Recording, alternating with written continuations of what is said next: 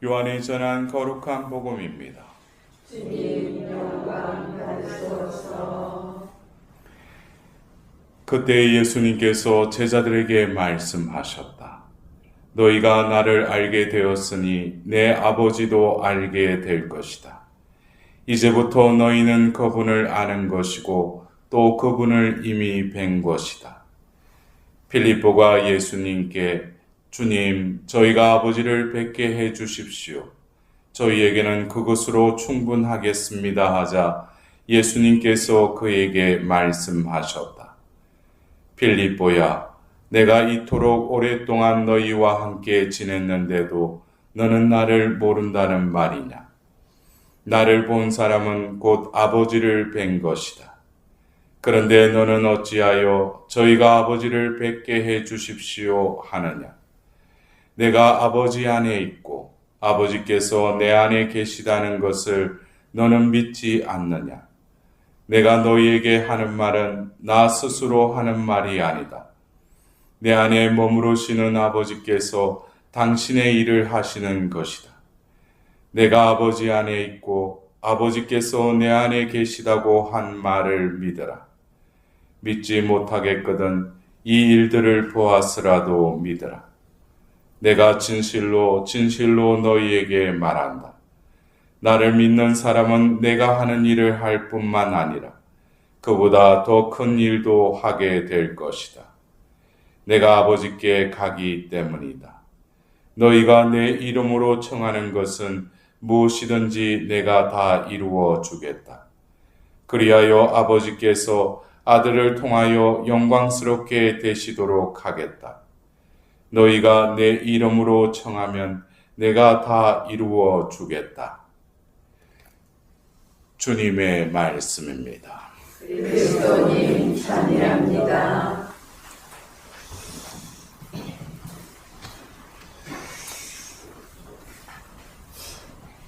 우리가 이 복음의 말씀이 그 내 복음사가에 의해서 또 초대교회 때는 또 다른 어떤 위복음이라고 해서 가짜 복음도 많이 있었죠. 근데 교회에서 정한 이 내복음서가 적히게 된 것도 결국 예수님께서 3년 동안 그 유대 땅에서 많은 일을 행하셨다고 하더라도 그냥 십자가 사건으로 그분의 생애가 끝났다면 어떻게 됐겠어요? 이 복음서가 쓰여졌겠어요? 그냥 역사적으로 뭐 구전으로나 어떤 뭐 역사적인 한 사실을 그때 당시에 어떤 나자렛 예수라는 사람이 있었는데 참 좋은 일을 하고 뭐 어떤 이적을 일으켰다 하고 그리고 그 인물에 대한 역사는 그것으로 마감됐을 거예요. 근데 그분이 사흘 만에 다시 살아났다는 거예요. 이것으로 인해서 어떻게 보면 그리스도교가 생기게 된 근거가 된 것이죠. 죽음에서 다시 되살아나셨다. 예수님이 살아생전에 공생애 중에 그들에게 내가 이 세상에 온 것은 너희들에게 영원한 생명을 주기 위해서 왔다. 그 말씀이 진정으로 있을 수 없는 일이 이루어진 것이죠. 그러나 그것으로 그들이 이 복음서를 적게 됐겠어요? 서간을 쓰게 됐겠어요? 만일에 그렇게 적었다면 그냥 자기들의 어떤 체험의 한도 안에서만 이 글을 쓰게 돼 있을 것입니다. 그러나 성경은 성령께서 그들을 감도해서 적게 하시는 것이죠. 그래서 그들이 예수님이 하신 말씀, 행적들, 이 모든 것, 오늘 이 복음의 말씀에도 뭐예요? 어제는 토마스가 당신이 가는 길을 알려주십시오. 근데 오늘 필립보가 또 뭐예요? 저희가 아버지를 뵙게 해주십시오. 이렇게 하죠. 그들이 3년 동안 예수님과 함께 지냈어요. 그러나 그들은 깨닫지 못했던 거예요. 예수님이 하신 말씀이. 예? 그런데 어떻게 했어요? 바로 약속하신 성령을 받자. 오늘 알렐루야 그 한호성에도 나이거든요. 너희가 내 말 안에 머무르면 참으로 나의 제자가 되어 진리를 깨달으리라. 근데 이 진리를 내가 머무르면은 이 진리를 누가 깨닫게 해주셔요? 성령께서 깨닫게 해주시는 것이죠. 그래서 그들이 예수님 부활하셔서 40일 동안 또 그들 가운데 나타나셨지만 그들은 예수님 부활하셨던 사실은 믿게 되었어요. 그러나 예수님이 공생에 때 하신 말씀은 깨닫지 못했던 거예요. 근데 그들이 약속한 성령을 받자 성령께서 그 말씀들을 다 기억나게 해주실 뿐만 아니라 깨닫게 해주신 거죠. 그래서 어떤 사료를 통해서 이렇게 복음서가 쓰여진 것입니다. 그래서 어떻게 보면은 이 부활 사건, 그리고 여러분들 그래요. 우리가 부활 시기 이 50일 동안 지내면서 이 사도행전의 말씀을 우리가 듣습니다. 여러분들 오늘 일독서에 이 말씀을 듣노라면은 1차 전도 여행을 하면서 바오로와 바르나바 일행들이 이제 이방 지역에 가서 복음을 전하는데 먼저 누구에게 복음을 전했다고 했어요? 유다인들에게. 그래서 회당을 안식일에 회당을 찾아가서 회당에나 유대인들이 모이니까 그들에게 먼저 복음을 전했는데 그들은 복음을 거부하죠. 그리고 심지어는 어떻게 해요? 그들의 복음 전파에 방해를 하고 이제 박해를 하기 시작합니다. 근데 그렇게 되면은 여러분들 안 그렇겠어요? 그들이 이제 안티오키아 교회에서 바르나바와 그 바오로를 따로 세우라 해서 그들을 파견해가지고 또 그 바다를 건너서 그 토레스 산맥을 건너가지고 그 넘어서 그 과정만 해도 수개월이 걸렸을 거예요. 비시디아 안티오키아에 가기까지. 그러나 그러한 과정을 통해서 그들이 그곳에 가서 복음을 전할 때 몸도 마음도 지쳐 있지만 또 그리고 오늘 이 독서의 말씀처럼 반대 세력에 부딪혀 자신들의 그 동족들의 그 반대에 부딪혀서 여러 가지 것들이 힘들 때 어떻게 돼요? 인간적으로 예? 회의감을 느끼지 않겠어요? 근데 오늘 복음에서는 뭡니까? 제자들은 기쁨과 성령으로 가득 차 있었다고 그랬어요. 여러분들 여기서 보면은 사도행전의 그 사도들은 자신들의 계획으로 자신의 일을 한 게 아니죠. 성령이 그들을 따로 세웠을 뿐만 아니라 말씀이 그들을 이끄시기 때문에 그들은 어떤 반대에 부딪히고 어떤 인간적으로 그 계획이 수포로 돌아갈지라도 그들은 실망하지 않는다는 거예요. 왜? 성령께서 함께 하시니까. 이것이 사도행전의 그 사도들의 모습을 보면서 나의 모습, 우리의 모습을 바라봐야 되는 거예요. 내가 일이 잘 풀리고 무슨 내 응답을 받고 이러면은 뭐예요? 기쁘고 하나님이 나와 함께 하시는 것 같아. 근데 일이 꼬이고 시련이 닥치고 나에게 예기치 못한 일이 닥칠 때 뭐예요? 우리는 거기에 즉각적으로 반응이 일어나죠. 그러나 뭡니까? 사도들은 자기들이 이걸 하는 게 아니에요. 우리에게 있어서 이 부활 시기에 이 사도행전을 교회에서 이 독서의 말씀으로 우리에게 들려주시는 것은 결국 이 부활의 사건 또 깨닫게 한 것은 결국 그들이 성령을 받고 나서 깨달은 것이죠. 그냥 현상을 보고 그들이 부활의 사건을 믿었던 게 아니에요. 그래서 우리가 성령이 없이 우리가 어떻게 하나님의 말씀, 하나님의 성사를 통해서 우리에게 부어지는 은총들, 또 일상사 속에서 우리가 어떤 하나님을 체험하는 이 모든 것도 우리 눈에 보이지 않지만 우리에게 머무시는 성령께서 다 우리에게 터치하신다는 거예요. 그런데 우리가 그러한 성령의 현존을 느끼지 않고 자기 중심적으로 살면은 백날 보면 부활식이라 하더라도 밋밋한 거예요. 건조한 것이죠. 그래서 이 요한 복음사가가 오늘 우리에게 들려주는 이 말씀은 결국 뭡니까?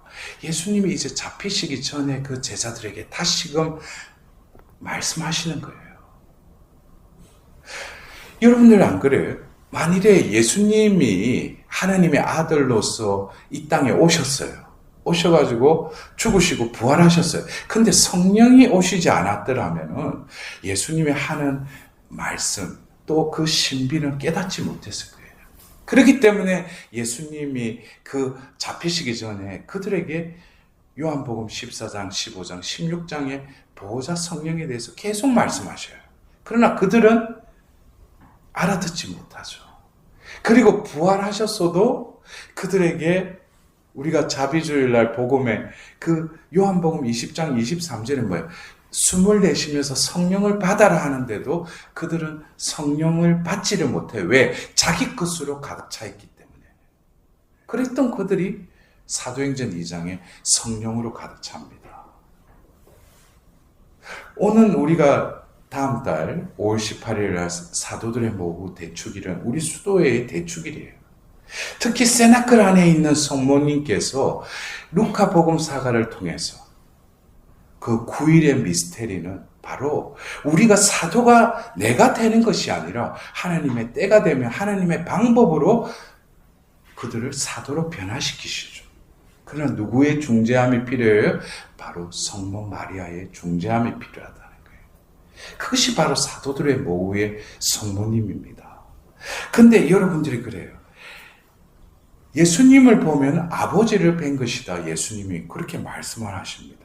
그러면서 예수님이 어떻게 보면은 구약의 하느님이셨는데 그들이 유대인들이 믿던 하느님, 아버지의 이름은 도저히 입 밖으로 내놓을 수가 없죠. 왜? 신의 이름을 부르는 순간 죽을 수 있으니까. 그런데 예수님은 아버지의 이름을 아버지와 나는 하나다라고까지 하시면서 아버지는 내 안에 계시고 나도 아버지 안에 머무른다. 그러니까 이들이 헷갈리는 거예요. 왜? 그들은 구약의 하나님만 하나님으로 믿고 있었기 때문에.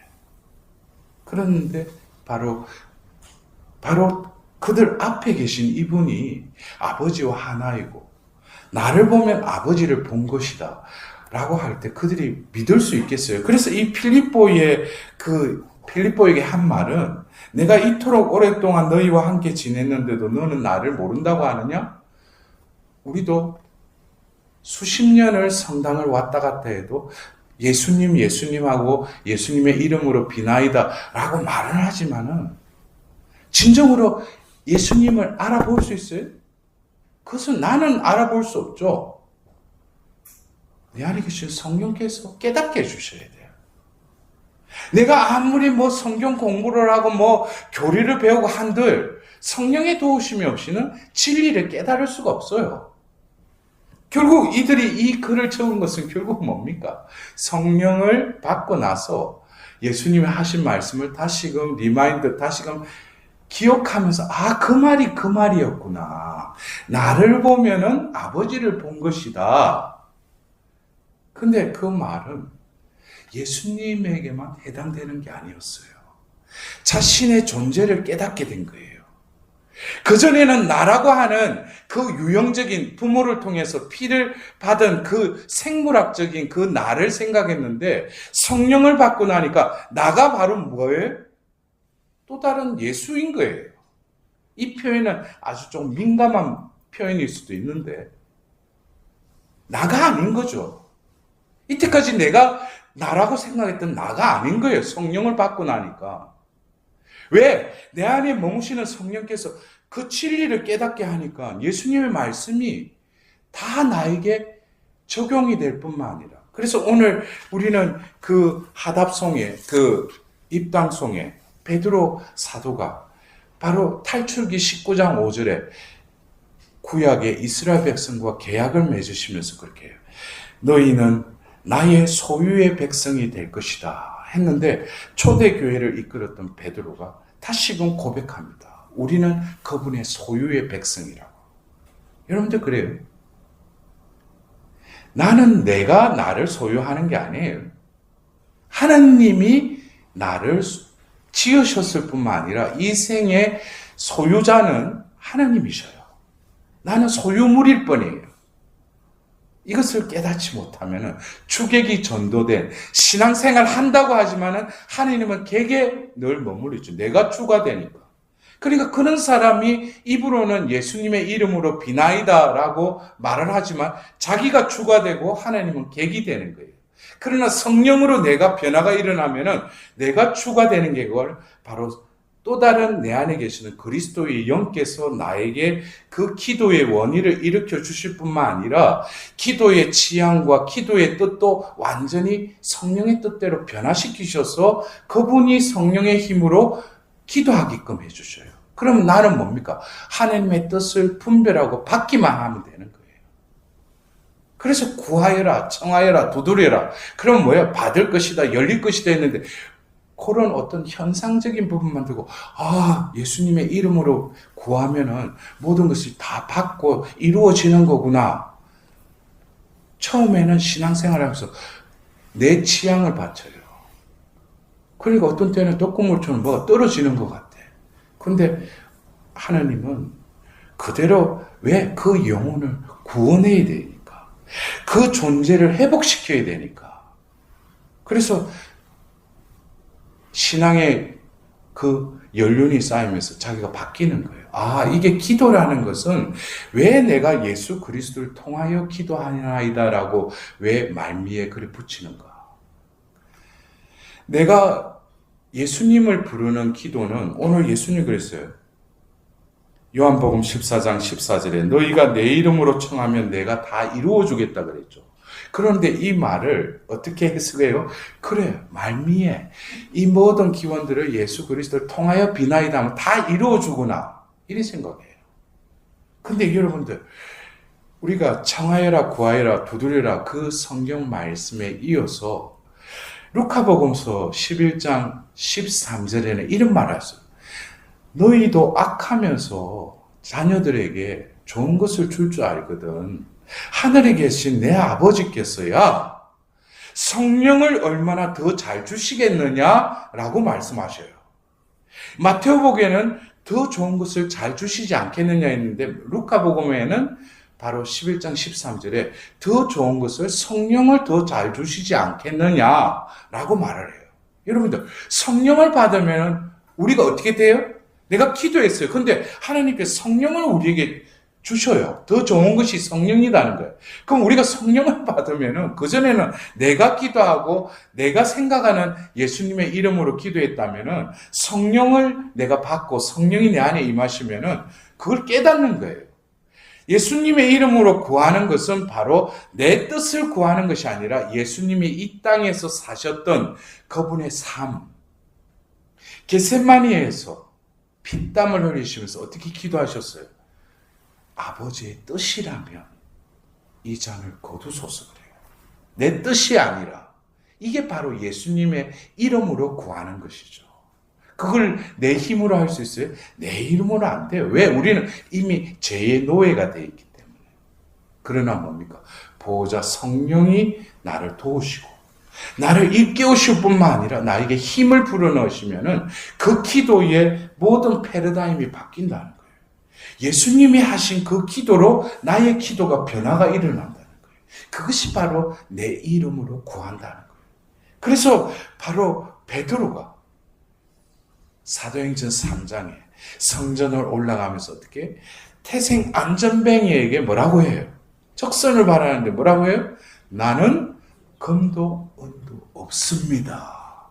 나를 구원할 유일한 이름 주 예수 그리스도의 이름으로 일어나 걸으시오 하고 그의 손을 붙잡자 어떻게 벌떡 일어나는 거예요. 예수 그리스도의 이름으로 구하는 것은 바로 예수님께 나 자신을 온전히 의탁하고 나를 완전히 비웠을 때 예수님의 생명이 나의 생명이 되고 그 생명이 이 보잘것없는 죄인을 통해서 흘러간다는 거예요. 그것이 바로 예수의 이름으로 구하는 것이에요. 그것이 바로 요한복음 15장에 그 가지에서 그 줄기에서 가지로 수액이 흘러갈 때 그 가지에 열매가 맺어지는 그 원리와 같다는 거예요. 그래서 여러분들 내일 부활 5주일 그 복음의 말씀과 같이 우리 스스로는 아무것도 할 수 없어요. 우리는 접붙여져야죠. 그 포도나무에 붙어 있어야지. 또 붙어 있는 것으로 끝나지 않죠. 바로 뿌리로부터 토양의 그 영양분이 줄기를 통하여 수액을 통하여 그 가지에 전달이 될 때, 때가 되면 시냇가의 그 나무처럼 만사가 잘 되고 열매가 주렁주렁 맺어져요. 이 원리를 깨닫지 못하니까 자기 힘으로 자기 뜻을 이루어 달라고 하는 것이죠. 결국 우리는 어쩌면 내가 기도하는 것은 내 뜻을 이루기 위한 것이 아니라 하나님께 나를 비우기 위해서 기도하는 거예요. 그러면은 하나님 아버지께서 우리에게 뭘 더 잘 주신다고? 성령을 너희에게 더 잘 주시지 않느냐? 그러면 나는 성령 말고 지금 내한테 필요한 거는 이건데 이거 주세요. 그러면 아직까지 뭐예요? 아직 때가 안 된 거예요. 이 사람 영혼이. 예?